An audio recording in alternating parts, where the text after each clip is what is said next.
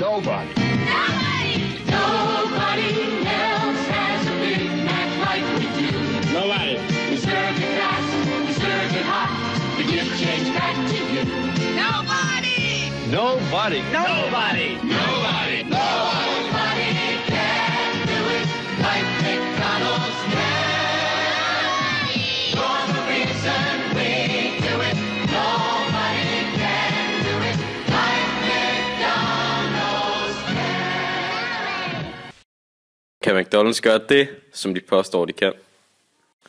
Hvor stor er forskellen på forventningen af burgeren og realiteten af burgeren? Hvad sker der, hvis ens forventninger ikke bliver mødt? Burde et selskab som McDonald's slippe væk med misledende markedsføring? Følg med senere, når jeg drager ud for at finde forskellen på reklame og virkelighed.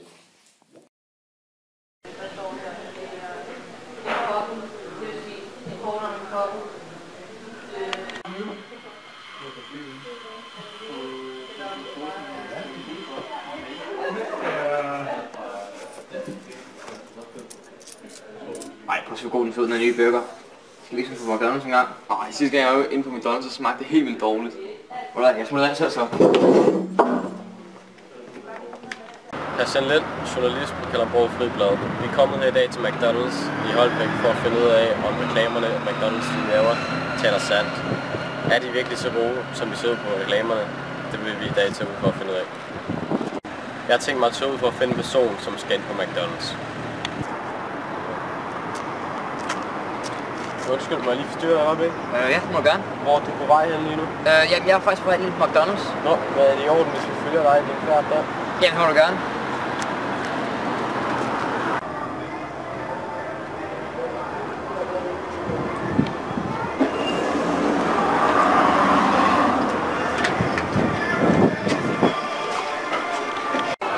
På reklamen bliver vist en stor, saftig burger med en luftig bolle og masser af salat, og det så meget frisk ud i det hele taget. Så det er også det, jeg regner med, at jeg vil få.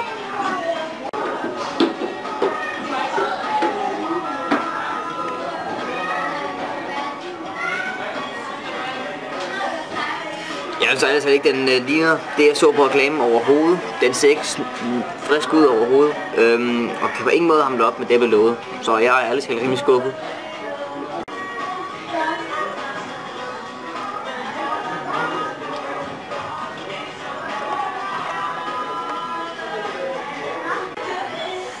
Burgeren smagte ikke så frisk, som jeg havde regnet med, og den var meget fedtet. Jeg er ikke tilfreds over min spiseoplevelse overalt set. I dag er vi kommet frem til, at McDonald's-reklamerne ikke passer til virkeligheden, og hvordan det skuffer kunden.